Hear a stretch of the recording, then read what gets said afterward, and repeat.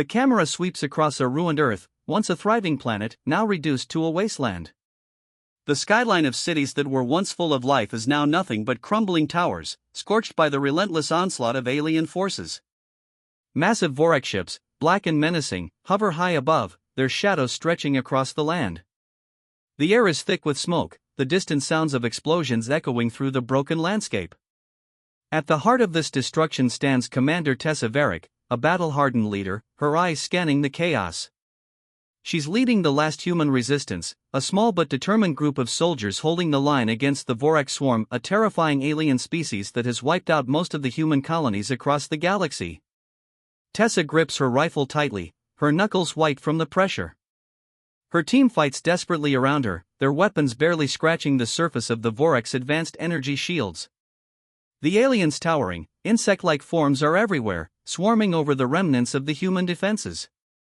The sheer force of their numbers is overwhelming, and it feels as though the very Earth is fighting against its last breath. A sudden explosion rocks the ground, and a shockwave throws Tessa to the dirt. The sound of metal crunching and the scream of a dying soldier cuts through the air. Tessa struggles to push herself up, the world spinning around her. Her helmet's display flickers, showing red, emergency alerts flashing across the screen. She's lost contact with half her team. Combs are down, and the enemy is closing in. Her mind races. How much longer can they hold on? The countdown in her earpiece is relentless, 10 minutes until orbital bombardment. In this final stand, they are outgunned, outnumbered, and out of time. She watches in horror as one of her soldiers is torn apart by an alien blast, his body vaporized before it even hits the ground. Not like this, Tessa thinks. We can't lose like this. Through the thick smoke, she sees more Vorak ships descending from the sky, their engines roaring, casting even darker shadows over the already dim Earth. The ground shakes beneath her feet as massive bombs fall from the sky, leaving craters in their wake. The city around her crumbles further. Tessa's voice cracks as she orders her team to fall back, but it's no use. There is no safe place left to retreat to. The enemy is everywhere, and the last human city will soon be nothing more than rubble. The fight feels hopeless. But just as despair threatens to swallow her, a strange, crackling sound breaks through the static of her communications. A signal, weak but clear. A voice. Commander Varick, do you hear me? It's Dr. Elias Corrin, a scientist she hasn't seen in years. She remembers him, a genius, but always a bit of a recluse. His voice, crackling over the radio, seems almost unreal. I have something that can change everything. It's a weapon, an idea, an invention. But you need to act fast. We don't have much time. Tessa's heart races as she hears the urgency in his voice. A weapon? At this point, she's willing to try anything, even if it sounds like a desperate gamble. Where are you, Dr. Corrin? She asks, trying to keep her voice steady despite the chaos around her. I've developed something called the resonance neural amplifier, Corrin says. His voice is almost drowned out by the sounds of distant explosions. It synchronizes human minds, amplifying their skills and reflexes. It could turn the tide of battle. But you must get to my location immediately. The words hang in the air like a faint hope, a lifeline thrown to a drowning person. But as Tessa looks around at her fallen comrades and the alien ships above, a deep fear gnaws at her. She doesn't have time. Earth doesn't have time. The countdown echoes louder now in her earpiece, 5 minutes to orbital bombardment. Tessa knows what she must do. She rallies her remaining soldiers, a few scattered survivors who are still able to fight, and prepares for the impossible. With no other choice, they begin the dangerous journey to Dr. Corrin's hidden lab. This is it, she thinks. This is humanity's last shot. As they move forward through the crumbling streets, they can hear the Vorak forces closing in. Each step is more uncertain than the last. With every breath, they get closer to either salvation or extinction. But Tessa refuses to let go of hope. Not yet. Deep beneath the Earth's surface, hidden in the remnants of an old research facility, Dr. Elias Corrin waits anxiously. His lab is a stark contrast to the chaos outside, a dimly lit space filled with ancient technology, blinking consoles, and forgotten equipment. The air is thick with tension as Commander Tessa Varick and her team stand in front of a large metallic machine, the Resonance Neural Amplifier, RNA.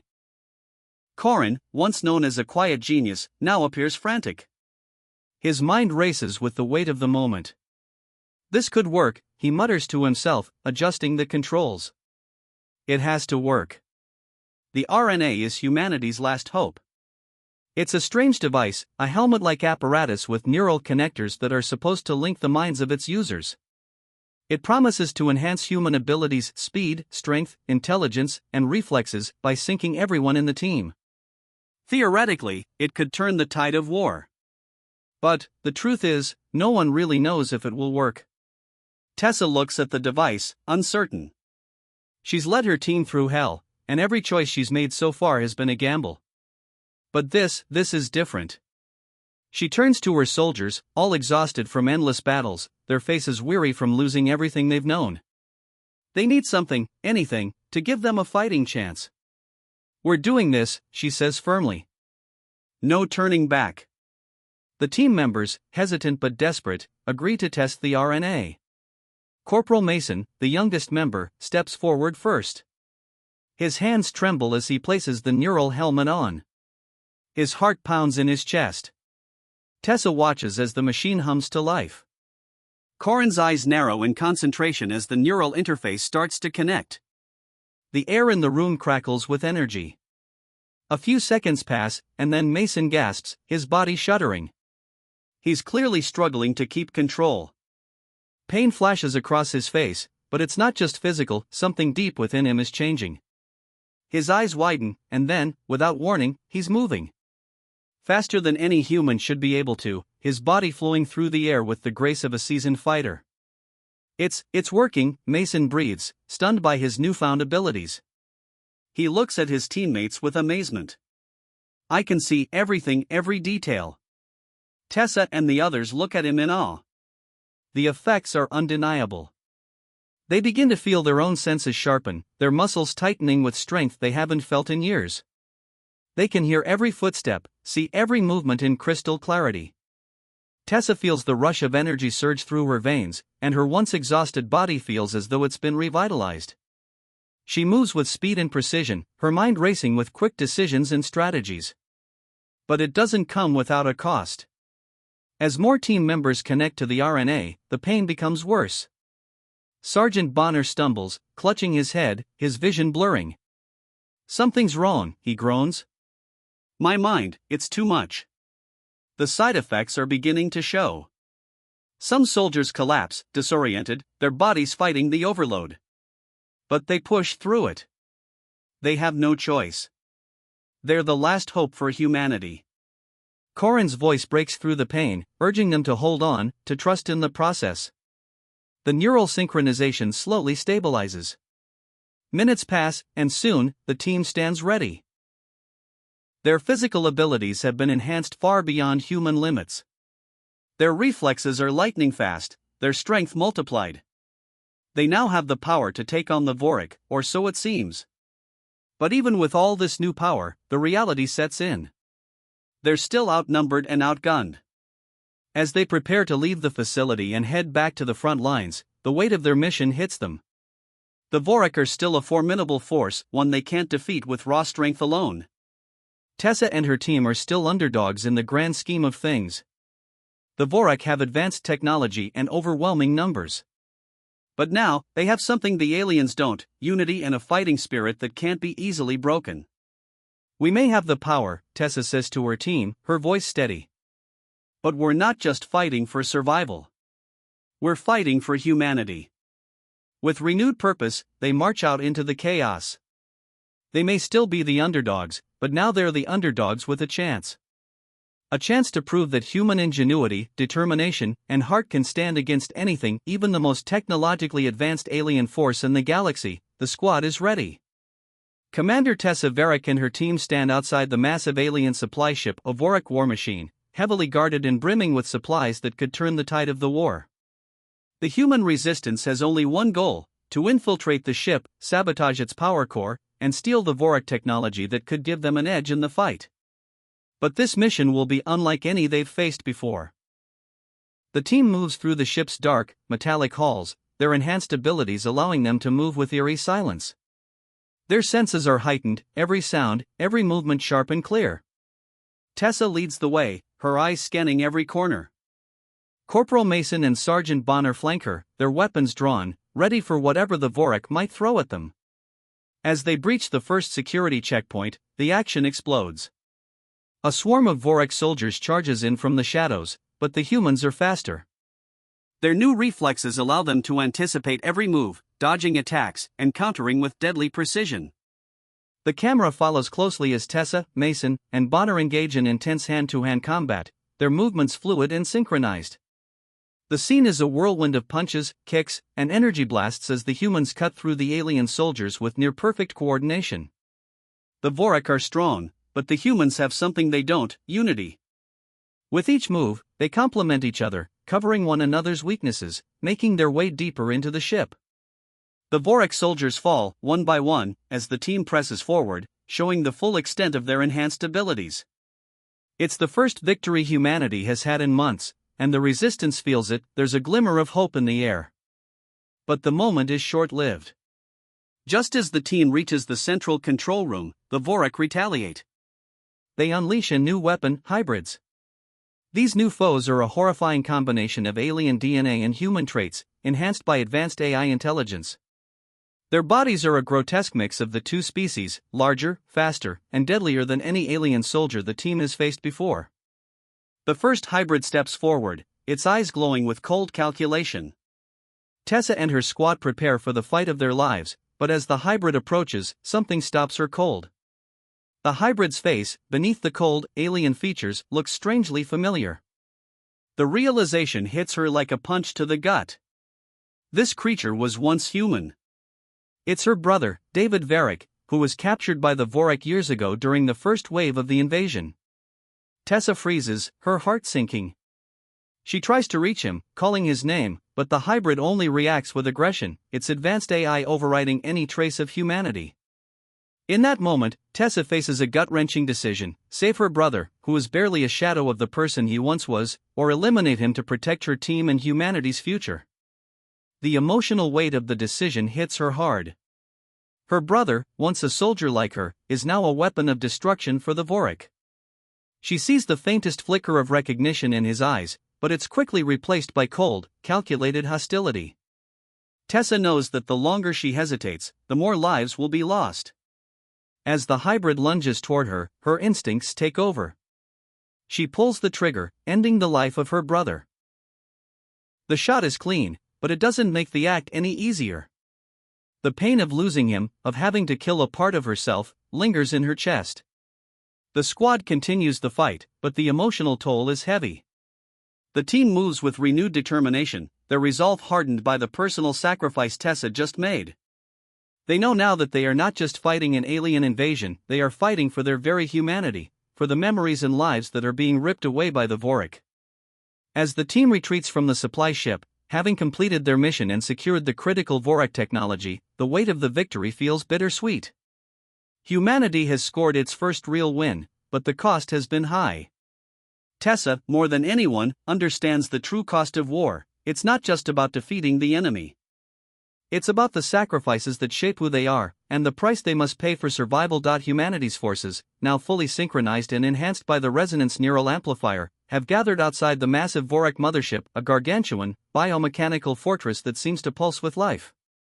The ship towers over them, an ominous symbol of alien power. The air crackles with tension, the weight of their mission pressing down on the human fighters as they prepare for the most dangerous assault they've ever faced. Tessa Varick stands at the front of the human fleet, her enhanced senses sharp, her mind racing. The mission is clear: infiltrate the mothership, deploy a virus that will sever the Vorik's hive mind, and disable their entire fleet. If they fail, humanity will be lost. This is their last shot. The camera pulls back to reveal the full scale of the battle. Vorik ships the size of cities clash with the human fighters, which are far smaller but far more agile. The human ships dart and weave through fire, narrowly avoiding the aliens' advanced weapons. Explosions light up the sky as energy blasts streak across space, lighting up the vastness of the battlefield. The battle is chaotic, but the humans are no longer outmatched. Their unity, their synchronization, gives them an edge that the Vorik never anticipated. As the fighters close in on the mothership, Tessa leads her squad, weaving through tight corridors of the alien fortress. Her team is moving with precision, their actions flawless. Their enhanced abilities allow them to navigate the mothership's labyrinthine halls, dodging alien defenses, blasting through locked doors, and cutting down any resistance that stands in their way. But the Vorik aren't going down without a fight. The alien forces launch a counterattack, swarming the humans with energy shields and laser turrets that seem to appear from every corner. The air is thick with the sound of gunfire, explosions, and the screech of alien machinery. Tessa's heart pounds as she races toward the control room, the virus in her hand, the key to their survival. But the clock is ticking. The Vorik are regrouping, and they know what humanity is planning.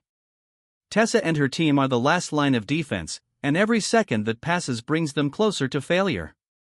As they near the heart of the mothership, Dr. Elias Korin, the scientist who created the RNA, makes a heart-wrenching decision.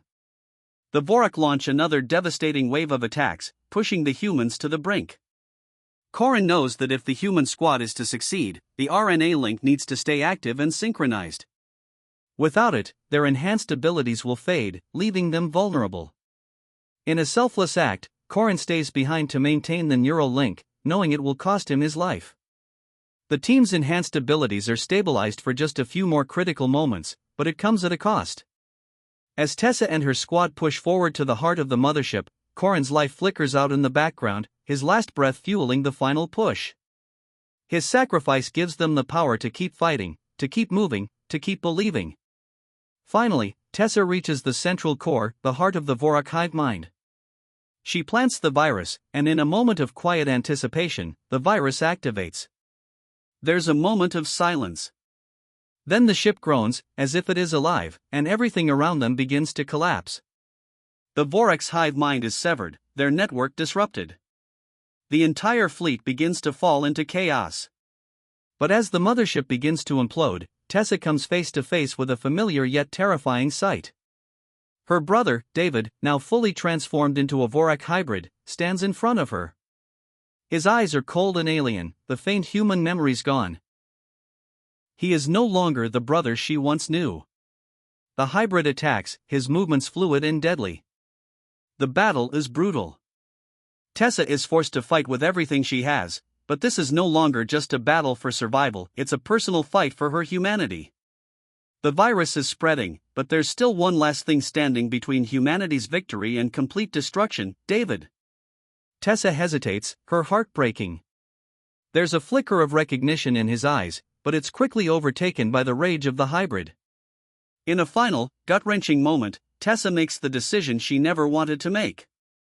With a single strike, she ends her brother's life. It's the only way to stop him, to stop the Vorik, to secure humanity's future. The camera lingers on Tessa's face, a mixture of grief and resolve. The battle is over, but the cost of victory has been steep. Humanity has won, but at what price? As the mothership crumbles behind her, Tessa looks up, her team by her side. They may have defeated the Vorik, but the scars of war will remain forever. As the virus spreads through the Vorik mothership, the hive mind collapses, sending shockwaves through the entire alien fleet. The Vorik ships, once so imposing, now begin to lose their coherence. Systems shut down, and the ships drift aimlessly in space. The few remaining Vorik vessels that manage to escape into deep space are little more than a dying threat, retreating into the dark corners of the galaxy. The camera sweeps across the shattered remains of Earth. Cities that once stood tall now lie in ruin, burning wreckage scattered across the landscape. But amid the destruction, there is a flicker of hope. Humanity has survived. The planet may be broken, but it is not beyond repair. As the human fleet circles above Earth, preparing for the final stages of the war, the ground crew begins their work, rebuilding what was lost, restoring what was shattered. On the ground, Commander Tessa Varick stands in the center of the survivors' camp, her body battered but her spirit unbroken. Her team is by her side, worn but victorious. They have endured the impossible, and they stand together as symbols of humanity's strength and resilience. They have lost so much friends, family, the very fabric of their civilization, but they have won the ultimate battle. Earth still belongs to them. As the survivors gather around her, Tessa steps forward to address the crowd. Her voice is steady, though her eyes betray the weight of everything she has lost. She begins to speak, her words carrying the full weight of the sacrifice and triumph they have experienced. Today, we stand together, she says, her voice growing stronger as she continues. We've faced the darkness, and we've fought with everything we have. Our enemies have fallen, but the cost has been steep. We lost loved ones, our homes, our cities. But we did not lose who we are. We did not lose our spirit.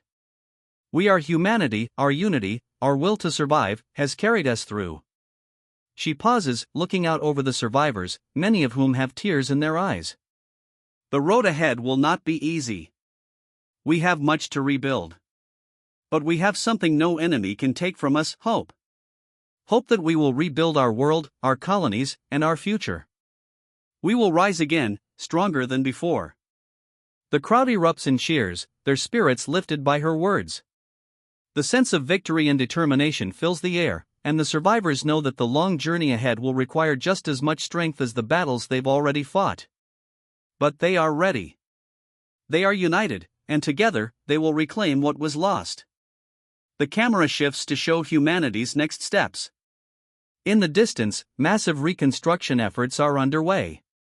Humans are already rebuilding their cities, replanting forests, and clearing away the wreckage left by the Vorak invasion. Scientists and engineers, inspired by the sacrifices of those who fought, begin to design new technologies that will prevent Earth from ever facing such devastation again. But it's not just Earth that humanity has their sights set on. With the Vorak's hive mind destroyed, humanity's first interstellar mission is ready for launch. A group of explorers, led by the brightest minds from every corner of Earth, are preparing to venture into the farthest reaches of space. The camera zooms out as the first human starship breaks through the atmosphere, heading into the unknown. It's a symbol of their resilience, their refusal to be beaten.